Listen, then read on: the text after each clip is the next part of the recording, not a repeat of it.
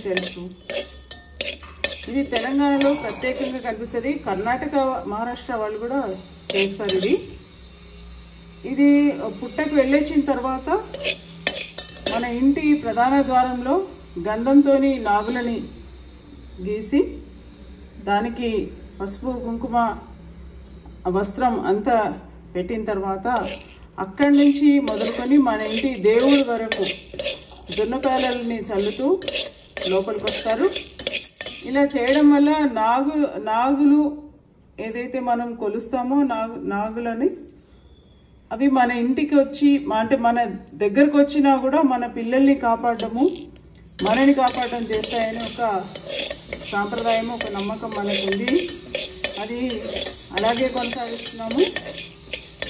ఈ నాగుల పంచమి, నాగుల చవితి ఏది ఉన్నా కూడా ఆ రోజు కూరగాయలు తరుక్కోవడం కానీ లేదా వేయించడం కానీ లేకపోతే మనం బజ్జీలు అట్లాంటివన్నీ చేస్తుంటాం కదా, అట్లాంటివి చేయడం కానీ ఏమి చేయరు. ముందు రోజే మొత్తం అంటే ఈ రోజు మొత్తం కరిగేసి పెట్టేసుకుంటారు. ఏది చేయాలన్నా కూడా సింపుల్గా ఉడకబెట్టుకునేటట్టు చేస్తారు.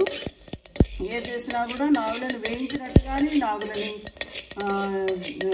కరిగినట్టు కానీ ఇట్లాంటి ఒక భావన ఉంది. మొదటి నుంచి కూడా అలా చేయరు. మా ఇంట్లో ఇప్పటికీ ఆచారం కొనసాగుతుంది. చూడండి, నాగుల పంచమికి సంబంధించి జొన్న పేలాలు. జొన్నలని నేను ముందే కొంచెం కడిగి పెట్టుకున్నాను. కడిగి కొంచెంసేపు తడిలో మంచి కడిగేసి కొంచెం పొడి పొడిగా అయ్యేటట్టు చేసి పెట్టుకున్నాను.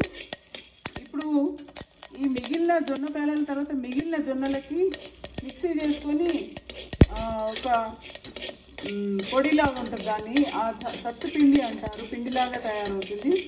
ఈ సత్తుపిండి కూడా చాలా మంచిది ఆరోగ్యానికి. దీన్ని కూడా వాడుకుంటారు. దీంతో పాటు నేను శనగల్ని కూడా వేయిస్తున్నాను.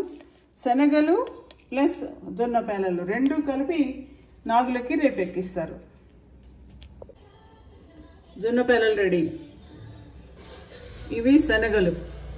ఇవి దేవుడి నైవేద్యం కోసం చేసినాయి కాబట్టి ఎలా ఉన్నా ఎక్కిస్తాను. కానీ కొనుక్కోవచ్చు, బయట మార్కెట్లో కూడా దొరుకుతాయి.